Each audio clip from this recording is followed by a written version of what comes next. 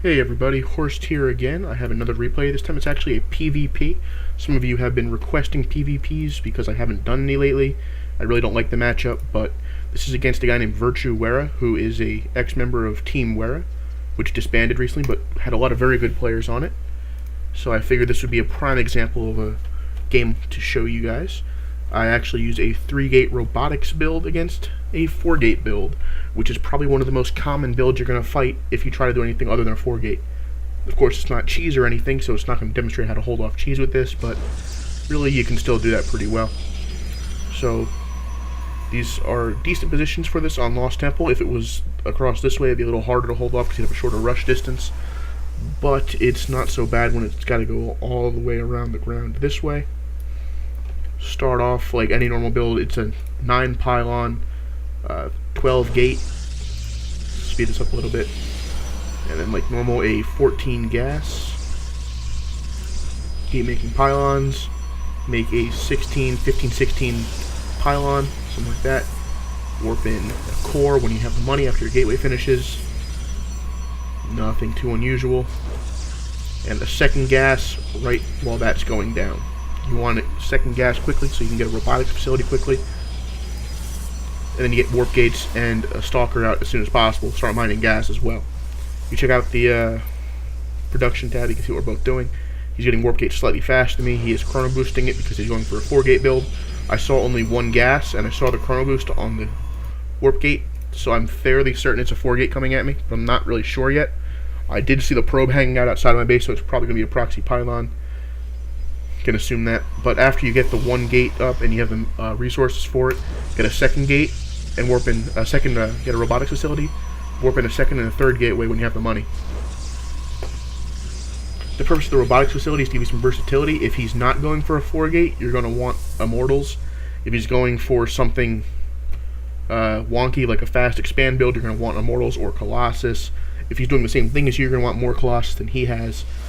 But just to start off with, I'm just going to get observer to make sure I'm doing the right thing. Because I suspect a 4-gate, I'll get a sentry. I have my warp gates finishing up right now, and he's starting to push right now. This looks pretty bad for me. Obviously, his army is way bigger than mine. So I'm going to force field the ramp, warp in another sentry so he can't get up the ramp. It's important you prevent him from even seeing up the ramp. You have to force field the bottom of the ramp right here so he can't even get up. If he gets up on top to see any of this, he can warp into the high ground from these pylons right to here. That would be very bad. So you want to keep warping in sentries to force field the bottom here. If you can actually get 6 sentries out, you keep a force field going forever because they regenerate energy fast enough to keep cycling through. But you need 6 sentries to do that. So my minerals are starting to pile up because I'm using all of my gas and all of my warp-in cooldowns on sentries because it's imperative I don't let him get up that ramp. If he does, I will lose. So I want to keep him out. Check the army size tab. You can see he has a much bigger army than me because I need to get those sentries up. Then I can start producing other units that are a little more combat viable. Now he's starting to realize now he's never getting up this ramp. I'm never going to let him up here. So we can wait here until the end of time, and I'll just keep picking at him with 1 stalker and eventually win, or he can retreat. So after all this, he's going to fall back eventually, because he realizes this obviously isn't going to work. All you have to do is do a never-ending force field. Of course, if you miss 1 force field, you are going to lose the game. It's kind of a pain in the neck, but that's the way it is. You got to deal with it. And of course, once these pylons are dead and he can't warp into the high ground, what you could do is let like half the units up, force field behind it, and then deal with them half at a time. Because if there's no threat to warp in reinforcements up there, you can cut it in half and deal with it a little bit, piece by piece. So now if we check back to my vision only, I really don't know anything about his army or anything. Check back to the production tab. I'm starting to get immortals out because I figure I finally have a break. He's retreating. He's probably going to tech to something. So I'm going to send my observer over to see what exactly he's teching to. It turns out he is expanding, but I don't know that. I'm getting a 4th gateway up so I can do a 4-gate response if I have to, with more gateway units, less robotics units. And I'm going to get my robotics bay tech as well.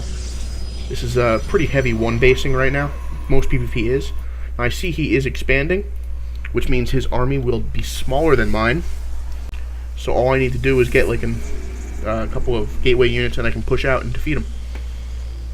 Basically, in PvP, the first person to expand has a horrible, horrible, horrible situation because they're going to be 400 minerals lower than the other person.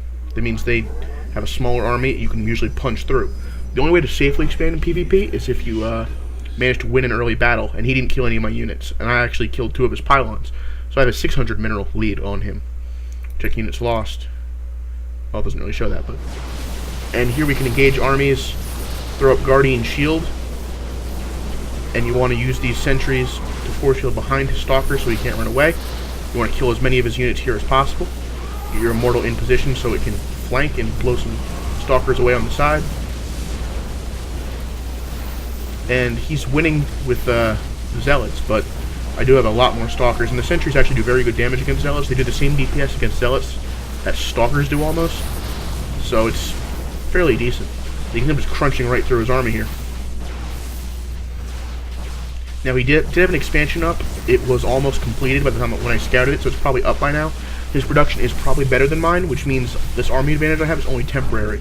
I'm going to need to go and push that advantage and try to kill him right now. So if we speed it up a little bit while I'm following him, check production tab. I am getting another immortal out. No, he's getting an immortal out. So he has robotics. I'm getting a Colossus. But you can see his army is going to be able to deal with mine eventually. He'll just keep warping in more and more units. The probes actually are doing it. We do a very good job absorbing fire. And I cannot afford to lose my army here at all, because he has better production and better economy at this point, so I need this army to stay alive. And once I see the zealots, that means I'm getting out of there. Zealots can tank so much damage. I'm out of force fields as well. So I'm going to fall back. Now I do have a tech advantage, so what I need to do is I need to press that tech advantage, I need to get a Colossus out, I need to push again as soon as possible. Also I need to expand, because if my next push does not work, I want to have somewhere to go, a backup plan. So my backup plan would be to play an economic game. But hopefully this Colossus push right now will do some damage. I do not have range upgrade, I didn't have the money to get it. But you can micro Colossus fairly well against Immortals, which are the main threat against them, because Immortals have a lower range than Colossus even without the range upgrade. I can see his army over here. It's mostly easily kiteable units, so I don't really have too much of a problem. I regenerated some energy on my sentries. I have a couple of force fields to make use of. So throw up a proxy pylon, get ready to attack here.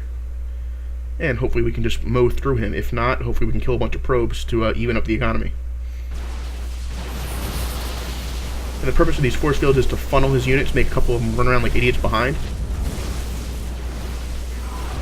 Then the zealots go forward, tank the immortal damage, while the Colossus and the stalkers work on the immortals themselves. Once those immortals are down, it's basically going to be over for him, because those are the really only threat to my army. You can kite zealots all day, and stalkers do not do enough damage to kill immortals. But you can see my army is just crunching through them. Colossus is doing great damage, and he's forced to GG. So, in conclusion, guys, the point of this build, you keep your ramp alive with sentries until you can get out higher tech units and overrun your opponent with higher tech. Works great against 4-gate, works great against pretty much everything. The only real hard counter to it is 3-gate Stargate.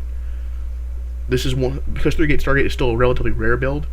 The 3-gate robotics opening is actually one of the safer PvP builds you can do. Hope you guys learned something, and I'll see you guys around on Meet It.